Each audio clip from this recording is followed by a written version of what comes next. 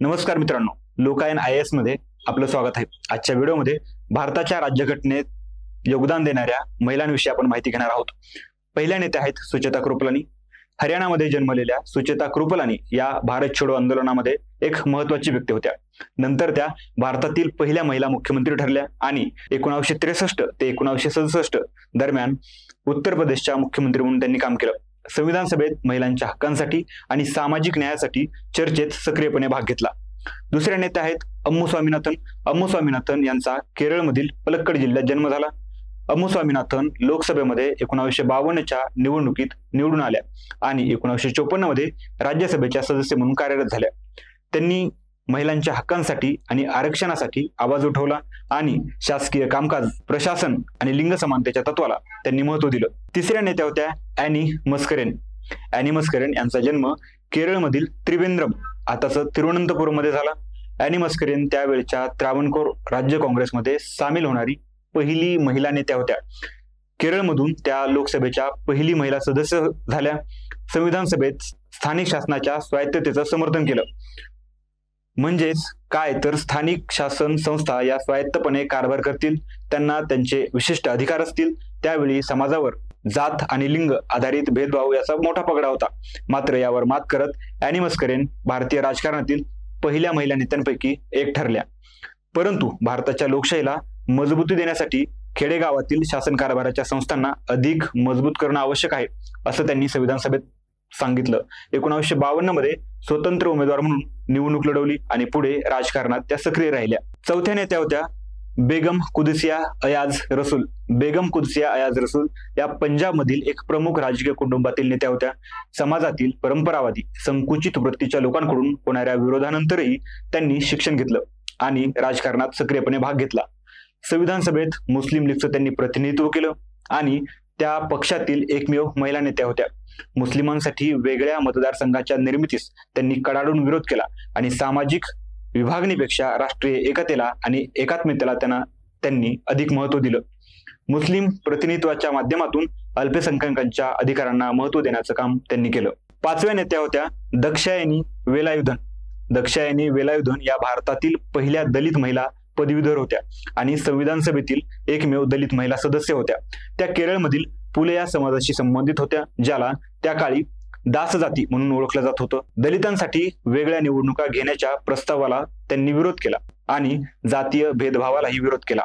त्यांनी दलित समुदायामधील एकतेवर आणि समावेशक धोरणांची आवश्यकता यावर जोर दिला। स्वातंत्र्यानंतर दलित चळवळीत सक्रियपणे त्यांनी सहभाग घेतला आणि 1952 मध्ये राज्यसभेच्या सदस्य म्हणून त्यांनी काम केलं। सहाव्या नेत्या होत्या रेणुका रे। पबना, आताच्या बांगलादेश येथे जन्मलेल्या रेणुका रे यांचा जन्म एक प्रशासकीय कुटुंबात झाला।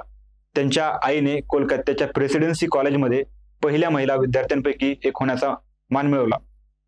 लंडनमध्ये शिक्षण घेतल्यानंतर त्या भारतात परत आल्या आणि स्वातंत्र्य संग्रामात त्यांनी सहभाग घेतला। कौटुंबिक संपत्ती संबंधित कायद्यांमध्ये महिलांच्या हक्कांसाठी आणि घटस्फोट व विवाह कायद्यांमधील सुधारणांसाठी त्यांनी समर्थन दिलं। महिलांसाठी आरक्षणाला विरोध केला, कारण त्यांच्या मते महिलांसाठी आरक्षणाची तरतूद करणं म्हणजे महिलांच्या क्षमतांना कमी लेखण्यासारखं आहे। हे लिंग समानतेच्या विरोधी देखील आहे, असं त्यांचं मत होतं। 1957 मध्ये लोकसभेच्या सदस्य म्हणून निवडून आल्या आणि सामाजिक न्याय व लिंग समानतेसाठी त्या कार्य करत राहिल्या। सातव्या नेत्या होत्या सरोजिनी नायडू। भारताची नाईटिंगेल म्हणून ओळखल्या जाणाऱ्या सरोजिनी नायडू भारतीय राष्ट्रीय काँग्रेसच्या पहिल्या महिला अध्यक्ष बनल्या आणि नंतर उत्तर प्रदेशच्या राज्यपाल म्हणून त्यांनी काम केलं। त्या एक प्रभावी वक्ता होत्या, कवी होत्या आणि त्यांनी भारताचं विविध आंतरराष्ट्रीय व्यासपीठावर प्रतिनिधित्व केलं। संविधान सभेतील त्यांचं योगदान समानता, शिक्षण आणि महिलांच्या हक्कांसाठी होतं। आठव्या नेत्या होत्या विजया लक्ष्मी पंडित। विजया लक्ष्मी पंडित या जवाहरलाल नेहरू यांची बहीण असून महिलांच्या राजकीय प्रतिनिधित्वासाठी एक आदर्श होत्या। त्या ब्रिटिश राजवटीतील भारतातील पहिल्या महिला कॅबिनेट मंत्री होत्या आणि नंतर 1953 मध्ये UN जनरल असेंब्लीच्या पहिल्या महिला अध्यक्ष झाल्या। संविधान सभेत त्यांनी जागतिक कूटनीती आणि स्वतंत्र भारताची जबाबदारी यावर लक्ष केंद्रित केलं। भारतीय घटनेत योगदान देणाऱ्या 9व्या महिला नेत्या होत्या Durgabai Deshmukh. Mother of social work, iron lady म्हणून ओळखल्या जाणाऱ्या दुर्गाबाई देशमुख यांनी शिक्षण आणि कल्याण यासाठी आवाज उठवला। मंत्रिपदासाठी पात्रतेची वयोमर्यादा 35 वर्षावरून 30 वर्ष करण्यासाठी त्यांनी समर्थन दिलं। महिला शिक्षण आणि कल्याणासाठी आंध्र महिला सभा त्यांनी स्थापन केली. नंतर त्या केंद्रीय सामाजिक कल्याण मंडळाच्या अध्यक्ष झाल्या आणि नियोजन आयोगामध्ये त्यांनी महत्वाचं योगदान दिलं. 10व्या नेत्या होत्या राजकुमारी अमृत कौर. राजकुमारी अमृत कौर या एक राजकुमारी नंतर एक कार्यकर्ता बनल्या आणि स्वातंत्र्य संग्रामात मोठा सहभाग घेतला. सार्वभौम प्रौढ मताधिकारासाठी समर्थन केलं आणि महिलांच्या अधिकारांचं समर्थन केलं. युनिफॉर्म सिव्हिल कोडला प्रोत्साहन दिलं आणि संविधानामध्ये धर्माच्या मुक्त पद्धतीने आचरण हा विषय बदलून धार्मिक पूजा करण्याचं स्वातंत्र्य यासाठी त्यांनी प्रयत्न केला. त्यांनी भारताच्या पहिल्या आरोग्यमंत्री म्हणून काम केलं. अखिल भारतीय वैद्यकीय संस्था एम्स स्थापनेत मदत केली आणि महिलांच्या आरोग्य आणि शिक्षणावर त्यांनी जोर दिला. 11व्या महिला नेत्या होत्या हंसा मेहता. स्वातंत्र्य संग्राम सेनानी, महिला हक्क कार्यकर्त्या आणि MS विद्यापीठ बडोदा यांची उपकुलगुरू म्हणून त्यांनी काम केलं. स्वातंत्र्य प्राप्तीनंतर भारतीय महिलांच्या वतीनं भारताचा पहिला राष्ट्रीय ध्वज सादर केला. महिलांबाबतच्या आरक्षणाला त्यांनी विरोध केला आणि आरक्षणाच्या ऐवजी सामाजिक, आर्थिक व राजकीय न्यायाची मागणी केली. युनेस्कोच्या बोर्डावर कार्य करत असताना मानवी हक्कांच्या सार्वभौम घोषणेत लिंगनिरपेक्ष शब्दांकनाचा पाठपुरावा केला. 15व्या नेत्या होत्या मालती चौधरी. पूर्व बंगाल, आताचा बांगलादेश मध्ये जन्मलेल्या चौधरी या समाजवादी विचारधारेच्या आणि खेड्यातील चळवळींच्या समर्थक होत्या. त्यांनी त्यांच्या पतीसोबत उत्कल काँग्रेस समाजवादी कर्मी संघाची स्थापना केली, जी नंतर काँग्रेस समाजवादी पक्षाचा भाग बनली.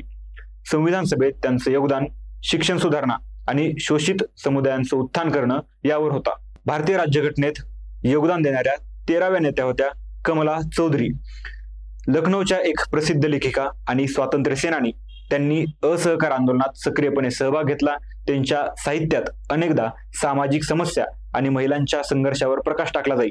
विधानसभेतील सदस्य म्हणून त्यांनी लिंग समानता आणि सामाजिक सुधारणांसाठी दबाव टाकला होता. 14व्या नेत्या होत्या पूर्णिमा बॅनर्जी.